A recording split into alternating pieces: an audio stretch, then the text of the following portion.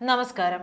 കേരളത്തിലെ സാധാരണക്കാർക്ക് നിക്ഷേപത്തിനും വായ്പയ്ക്കുമെല്ലാം അത്താണിയായ സഹകരണ ബാങ്കുകൾ നേരിട്ട ചില രാഷ്ട്രീയക്കാരുടെ വെട്ടിപ്പിനും അഴിമതിക്കും ഇരയായി സൽപ്പേര് കളഞ്ഞു കുളിക്കുന്ന സ്ഥിതിയിലാണ് ഇപ്പോഴുള്ളത്. കരുവന്നൂർ ബാങ്ക് തട്ടിപ്പിന്റെ അലയൊലികളൊക്കെ അടങ്ങും മുമ്പാണ് ഇടുക്കി കട്ടപ്പനയിലെ സഹകരണ നിക്ഷേപകന്റെ ആത്മഹത്യ. അത്യാവശ്യ കാര്യത്തിന് പോലും പണം മടക്കി കൊടുക്കാതിരിക്കുകയും അത് ചോദിച്ചതിന് ഭീഷണിപ്പെടുത്തുകയും അധിക്ഷേപിക്കുകയും ചെയ്തതിന്റെ പേരിലായിരുന്നു സാബുവിന്റെ ആത്മഹത്യ. ജനങ്ങൾക്ക് സഹകരണ ബാങ്കുകളിലുള്ള വിശ്വാസം നഷ്ടപ്പെടുത്താനേ ഇത്തരം നടപടികളൊക്കെ വഴിവെക്കുകയുള്ളൂ. സാധാരണക്കാർക്ക് താങ്ങും തുണയുമാകേണ്ട സഹകരണ ബാങ്കുകളിലെ ഭരണസമിതികളിലെ രാഷ്ട്രീയക്കാർ വെട്ടിപ്പുകൾക്ക് കുടപിടിക്കുന്നതാണ് സഹകരണ മേഖലയെ തകർക്കുന്നത്. ധനകാര്യ സ്ഥാപനങ്ങളിലെ ചെറിയ പാളിച്ച പോലും കൂട്ടത്തോടെ നിക്ഷേപം പിൻവലിക്കാൻ ഇടയാക്കും. അതേസമയം സഹകരണ സ്ഥാപനങ്ങളിൽ വെറും 1.5% മാത്രമേ ക്രമക്കേട് നടന്നിട്ടുള്ളൂ എന്നാണ് പിണറായി സർക്കാരിന്റെ കണക്ക്. സഹകരണ ബാങ്കുകളിൽ ഉണ്ടായ ക്രമക്കേടുകൾക്ക് ഇരയായ പാവപ്പെട്ടവർക്ക് നീതി നൽകാതെ തട്ടിപ്പുകാരെ സംരക്ഷിക്കുകയാണ് പിണറായി സർക്കാർ ചെയ്യുന്നതെന്ന് ആക്ഷേപവും ഉയരുന്നുണ്ട്. വായ്പാ കുടിശ്ശികയല്ല, വിശ്വാസ്യത തകർക്കുന്ന വായ്പകളും സംഘടിത തട്ടിപ്പുമാണ് സഹകരണ ബാങ്കുകളെ പ്രതിസന്ധിയിലാക്കുന്നത്. CPMന്റെ നേതൃത്വത്തിലുള്ള ബാങ്കുകളിലാണ് ക്രമക്കേടുകളിൽ ഭൂരിഭാഗവും നടക്കുന്നത്. കുടുംബ ചെലവുകൾക്ക് വേണ്ടിയുമൊക്കെ സാധാരണക്കാർ നിക്ഷേപിച്ച തുകയാണ് പലയിടത്തും തട്ടിപ്പിൽപ്പെടുന്നത്. സഹകരണ സ്ഥാപനങ്ങളിലെ നിക്ഷേപത്തിൽ ചില്ലിക്കാശ് പോലും നഷ്ടപ്പെടില്ലെന്നും പണം ഭദ്രമായിരിക്കുമെന്നും സംസ്ഥാന സർക്കാർ ഉറപ്പൊക്കെ നൽകുന്നുണ്ടെങ്കിലും ഒന്നും അങ്ങ് നടക്കുന്നില്ല. പണം നഷ്ടപ്പെട്ട പാർട്ടി അനുഭാവികളായ നിക്ഷേപകർ കൊടുത്ത കേസുകളിലൊക്കെ പാർട്ടിയും പാർട്ടി നയിക്കുന്ന ബാങ്കുകളും എതിർപക്ഷത്താണ്.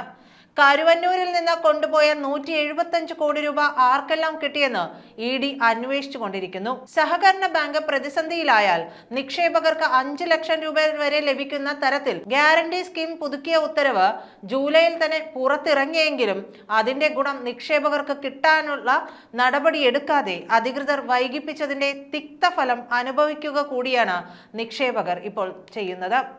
ഡെപ്പോസിറ്റ് ഗ്യാരണ്ടി ബോർഡിൽ ഇപ്പോൾ 500 കോടിയെങ്കിലും ഉണ്ടാകുമെങ്കിലും ബാങ്ക് പൂട്ടിയാൽ മാത്രമേ ഗ്യാരണ്ടി പണം കൈമാറൂ എന്ന നിബന്ധനയുണ്ടായതിനാൽ ഇതുവരെ ബോർഡിൽ നിന്ന് പണം നൽകേണ്ടി വന്നിട്ടില്ല. സംസ്ഥാനത്തെ സഹകരണ മേഖലയുടെ അടിത്തറ മൊത്തം ആസ്തിയിൽ 90% നിക്ഷേപമാണ്. 2.5 ലക്ഷം കോടിയോളം വരുന്ന നിക്ഷേപത്തിൽ 1.80 ലക്ഷം കോടിയും വായ്പയായി വിതരണം ചെയ്യുകയാണ്. ഇത്തരം വായ്പകളിൽ ക്രമക്കേടുണ്ടാവുന്നതാണ് ബാങ്കുകളെ തകർക്കുന്നത്. ക്രമക്കേട് കണ്ടെത്തിയാലും ശക്തമായ നടപടികൾ ഉണ്ടാകുന്നതുമില്ല. ഒറ്റപ്പെട്ട അറസ്റ്റും ജീവനക്കാരെ പുറത്താക്കലുമല്ലാതെ പണം തിരിച്ചുപിടിക്കാനോ നിക്ഷേപകർക്ക് കൈമാറാനോ കഴിഞ്ഞിട്ടില്ല. സഹകരണ സംഘങ്ങളിൽ അംഗത്വം നൽകുന്നതിലും ക്രമക്കേടുണ്ട്. KYC രേഖപ്പെടുത്തിയതിലും അംഗത്വ രജിസ്റ്റർ പാലിക്കുന്നതിലും ജാഗ്രതയുമില്ല. ഇതുവരെ 272 സഹകരണ സംഘങ്ങളിൽ വൻ ക്രമക്കേടുകൾ കണ്ടെത്തിയിട്ടുണ്ട്. സംസ്ഥാന ആസൂത്രണ ബോർഡിന്റെ 2022 കണക്കുകൾ പ്രകാരം 787 ബാങ്കുകളുടെ നഷ്ടം 3682 കോടി രൂപയാണ്. സഹകരണ ബാങ്കുകളിലെ വായ്പാ കുടിശ്ശിക 23,565 കോടിയാണ്. വായ്പ നൽകുന്ന സഹകരണ സംഘങ്ങളുടെ എണ്ണം 1581 ഇതിൽ 794 ലാഭത്തിലുള്ളതാണ്. ഇവയുടെ ലാഭം 742 കോടിയാണ്. 787 നഷ്ടത്തിലാണ്. 3682 കോടിയാണ് ഇവയുടെ നഷ്ടം. തോന്നിയ പോലെ വായ്പ നൽകുന്നതാണ് ബാങ്കുകളുടെ തകർച്ചയ്ക്ക് ഇടയാക്കുന്നത്. ആർക്കും വേണ്ടാത്തതും ചെന്നെത്താൻ വഴിയില്ലാത്തതോ കൃത്യമായ രേഖകളില്ലാത്തതോ ആയ ഭൂമിയാണെങ്കിലും സ്വാധീനമുണ്ടെങ്കിൽ വായ്പ ലഭിക്കും. ഈ ഭൂമി ജപ്തി ചെയ്ത് വിറ്റാൽ വായ്പയുടെ പകുതി പോലും കിട്ടില്ല.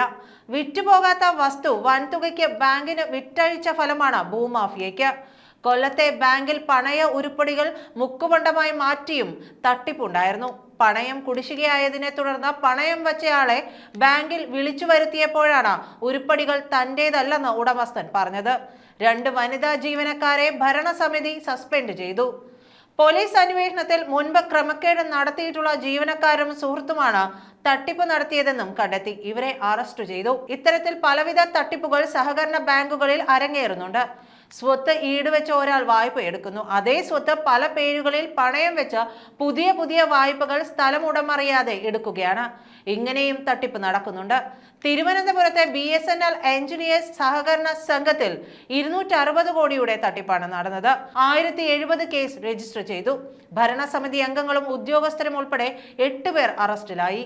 പ്രതികൾ സ്വന്തം പേരിലും ബിനാമികളുടെ പേരിലും സമ്പാദിച്ച 94 വസ്തുവകകൾ സഹകരണ വകുപ്പ് ജപ്തി ചെയ്തു. 123 വസ്തുവകകൾ കൂടി ജപ്തി ചെയ്യാനുള്ള റിപ്പോർട്ട് നൽകിയിട്ടുണ്ട്.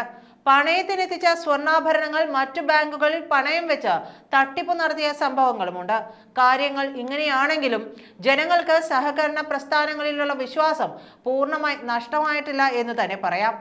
ഇക്കൊല്ലം സഹകരണ നിക്ഷേപ യജ്ഞത്തിലൂടെ സമാഹരിച്ചത് 23,263.73 കോടി രൂപയാണ്. 9,000 കോടി സമാഹരിക്കാനായിരുന്നു ലക്ഷ്യമിട്ടത്. അതായത് ലക്ഷ്യമിട്ടതിലും 2.5 ഇരട്ടി നിക്ഷേപമാണ് സമാഹരിക്കാനായത്. സഹകരണ ബാങ്കുകളിൽ നിന്ന് 7,000 കോടി രൂപയും കേരള ബാങ്കിലൂടെ 2,000 കോടിയുമാണ് ലക്ഷ്യമിട്ടത്. എന്നാൽ സഹകരണ ബാങ്കുകൾ 20,055.42 കോടിയും കേരള ബാങ്ക് 3,208.31 കോടിയും സമാഹരിച്ചു. കോഴിക്കോട്ടെ സഹകരണ ബാങ്കുകളാണ് ഏറ്റവും കൂടുതൽ തുക സമാഹരിച്ചത്. ലക്ഷ്യമിട്ടത് 850 കോടിയെങ്കിൽ നേടിയത് 4,347.39 കോടിയാണ്. മലപ്പുറത്തെ ബാങ്കുകൾ 800 കോടിയാണ് പ്രതീക്ഷിച്ചതെങ്കിലും 2,692.14 കോടി സമാഹരിക്കുകയും ചെയ്തു. പക്ഷേ ഈ വിശ്വാസമെല്ലാം നിലനിർത്താൻ പിണറായി സർക്കാരിന്റെ ഭരണത്തിന് കീഴിൽ സഹകരണ ബാങ്കുകൾക്ക് കഴിയുന്നില്ല എന്നതാണ് വാസ്തവം. അവർ തട്ടിപ്പും വെട്ടിപ്പും നടത്തുകയാണ്. കരുവന്നൂർ തട്ടിപ്പിൽ പോലും ഇപ്പോഴും ED അന്വേഷണം നടന്നുകൊണ്ടിരിക്കുകയാണ്. പലരും സംശയ നിഴലിലാണ്. പലരെയും കാണാൻ PR അരവിന്ദാക്ഷൻ ഉൾപ്പെടെയുള്ളവരെ കാണാൻ വേണ്ടിയിട്ട് പിണറായി വിജയൻ ഓടിയലച്ച് തൃശ്ശൂരിലെത്തിയ രംഗം നമ്മളാരും മറന്നിട്ടില്ല. CPM ഭരിക്കുന്ന ബാങ്കുകളിലാണ് കൂടുതലും അഴിമതികളും നടന്നിട്ടുള്ളത്. അത് ഭരണത്തിന്റെ തണലിൽ നടത്തുന്ന പേക്കൂത്തിന്റെ ഭാഗം കൂടിയായി മാറുകയാണ്. എന്തായാലും കരുവന്നൂരിലൂടെ കേന്ദ്രം നടപടിക്ക് ഒരുങ്ങുമ്പോൾ അതിനു പിന്നാലെ മറ്റൊരു വിപത്ത് കൂടി നമ്മുടെ നാട്ടിൽ സംഭവിച്ചു. അതാണ് നിക്ഷേപകനായ സാബുവിന്റെ മരണം. ഇതും കേന്ദ്രം നിരീക്ഷിച്ചു കൊണ്ടിരിക്കുകയാണ്. അവിടെയും കേന്ദ്ര അന്വേഷണം എത്താനുള്ള സാധ്യതകൾ ഏറെയാണ്. മറ്റൊരു കരുവന്നൂരായി ഇനി മറ്റൊരു സഹകരണ ബാങ്കിനെയും മാറ്റാനും ഒരു നിക്ഷേപകന്റെയും ജീവൻ പോകാതിരിക്കാനുമുള്ള നടപടികൾ കേന്ദ്രം എടുക്കുമെന്ന് തന്നെയാണ് നമ്മൾ പ്രതീക്ഷിക്കേണ്ടത്. നന്ദി.